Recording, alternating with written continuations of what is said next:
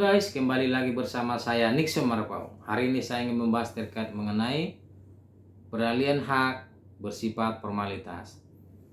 Jadi topik ini sebenarnya berdasarkan cerita dari teman saya. Dia punya pengalaman di keluarganya. Ya, dia bilang ke saya, keluarganya ini ya punya utang ke orang lain. Ditagih-tagihlah dia. Dia tidak uang membayar, dia hanya punya rumah. Ya, rumah ini sudah bersertifikat atas nama dia. Terus rumah ini dicoba untuk dijaminkan ke bank, tapi bank nggak bisa memberikan pinjaman karena ada backcheckingnya. Terus dia mencoba kepada temannya meminta pinjam uang, temannya nggak ada uang karena terlalu besar. Ya, akhirnya temannya ini menyarankanlah kepada dia, kalau memang mau ya rumahmu yang udah ada sertifikat itu alihkanlah ke saya, ya saya nanti yang minjam uang ke bank, katanya begitu. Nah, dalam proses peralihan ini mereka tidak membuat perjanjian terlebih dahulu atau perjanjian terpisah. Mereka hanya kesepakatan lisan saja. Nah, jadi peralihan itu dilakukan hanya berdasarkan kesepakatan lisan tanpa ada perjanjian.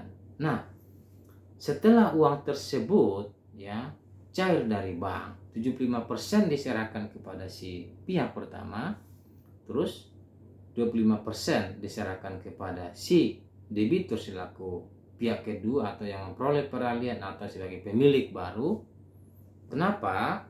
Karena 25% itu merupakan fee ya yang diperoleh dari pihak pertama karena dia sudah membantu untuk meminjamkan uang atas nama dia. Nah, ceritanya begitu. Bagaimana dengan cicilannya? Ya kan? Cicilannya itu yang berkewajiban membayar ke bank adalah si pihak pertama. Ya. Jadi si pemilik rumah asal ini yang berkewajiban membayar cicilan ke bank selama tenor yang telah ditentukan. Sementara pihak kedua ini dia hanya sebagai pihak yang meminjamkan, pihak sebagai yang meminjam uang kepada bank ya. Dia tidak bertanggung jawab atas angsuran cicilan tersebut kepada bank. Nah, seiring berjalannya waktu teman-teman ya, si pihak pertama ini selama 3 tahun dia masih melakukan pembayaran cicilan sesuai dengan tepat waktu. Nah, seiring setelah itu dia tidak mampu lagi untuk meneruskan cicilan. Akhirnya bank mengirimkan surat peringatan kepada si debitur ya selaku pemilik baru rumah ini ya. Ditegurlah dia ya, tolong kamu bayar kewajibanmu, kata pihak bank kepada dia. Akhirnya si debitur ini ya, si pihak baru ini menyampaikan kepada si pihak pertama nih, tolong dong itu bayar cicilan, saya udah ditagih-tagih katanya. Nah, setelah itu si pihak pertama tidak ada uang, dia tidak ada uang untuk meneruskan cicilan itu ke bank. Dia meminta kepada pihak kedua ini selaku debitur ini ya agar menalangi terlebih dahulu sampai lunas. Nah, setelah utang bank itu lunas diteruskan oleh si pihak kedua ya, tentu sertifikatnya diterima dia karena dia sudah membalik namakan dari si pihak pertama kepada si pihak kedua.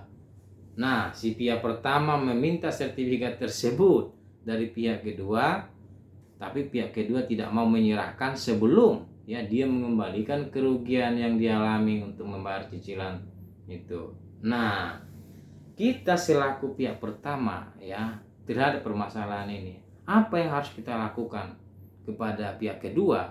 Ini yang menjadi pertanyaan dari teman saya itu, apa yang saya lakukan jika posisi saya seperti ini? Ya, saya menjawab ya, si pihak pertama ya terlebih dahululah bersurat kepada si pihak kedua, undanglah dia, ya sampaikan maksud tujuan kita itu apa. Ya, kita sampaikan di situ kami ingin memberi ganti rugi atas uang yang kamu bayarkan ke bank sebesar sekian yang kami perhitungkan, dan kami meminta agar kamu mengembalikan sertifikat tersebut kepada kami. Itulah dibuat dalam suratnya, sampaikanlah itu kepada pihak kedua. Kalau pihak kedua tidak mau yang menyerahkan sertifikat tersebut, lalu langkah apa aja yang harus kita lakukan? Yang pertama adalah langkah yang kita lakukan, lapor dia atas dugaan tindak pidana penipuan dan penggelapan. Bagaimana kita bisa membuktikan sementara sertifikat nama dia, ya kan? Kita nggak ada bukti perjanjiannya, hanya lisan saja. Kita lihat dari segi historisnya, ketika dilakukan jual beli dari pihak pertama kepada pihak kedua, apakah ada pembayaran atau tidak? Saya rasa tidak ada pembayaran, namanya juga bersifat formalitas yang hanya di atas namakan untuk pinjaman ke bank. Kalau memang ada pembayaran, mintakan buktinya. Kalau tidak ada, berarti kita memiliki satu bukti petunjuk kalau sertifikat atas nama pihak kedua itu adalah sebagai formalitas. Terus selanjutnya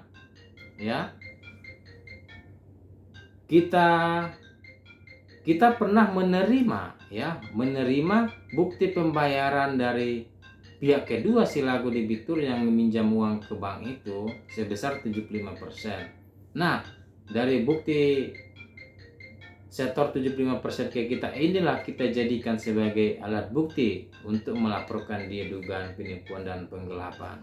Nah, selain itu, tindakan apa yang kita lakukan? Kita berhak menggugat dia kepada pengadilan. Kita gugat dia bahwa dia melakukan perbuatan melawan hukum, sekalipun memang sertifikat itu atas nama dia, Nah, dengan bukti-bukti itu kita gugatlah dia pengadilan, kita minta agar pengadilan memerintahkan dia menyerahkan sertifikat itu kepada kita, Terus bagaimana sikap kita kalau kita dari pihak kedua? Sikap kita tentunya kita harus legowo dong, mengembalikan sertifikat itu kepada pihak pertama. Toh memang itu hanya pinjam nama, kita kembalikan lah. Kita hanya menuntut kerugian kita aja, berapa yang sudah masuk uang kita kepada pihak bank untuk meneruskan cicilan itu, itu aja yang kita minta. Kalau memang minta lebihnya silakan disampaikan gitu. Jangan sampai sertifikat tersebut ditahan-tahan berlama-lama dengan alasan-alasan yang tidak masuk akal, padahal kerugian yang dialami tidak terlalu besar daripada apa yang dituntutkan. Itu hal yang nggak masuk akal. Demikian yang dapat saya sampaikan kepada teman saya yang sedang mengalami permasalahan ini, yang bertanya kepada saya. Saran saya terlebih dahululah berkirim surat kepada dia, bersifat undangan. Setelah itu baru kirim somasi. Setelah itu barulah laporkan dia ke polisi atau gugat secara perdata. Saya rasa nggak sampai ke polisi lah. Kalau diundang dibalikan uangnya, kasih lebih, saya rasa dia mau. Sekali lagi, hal ini yang bisa saya sampaikan kepada teman-teman semua. Untuk lebih dan kurangnya mohon maaf, dan saya ucapkan terima kasih.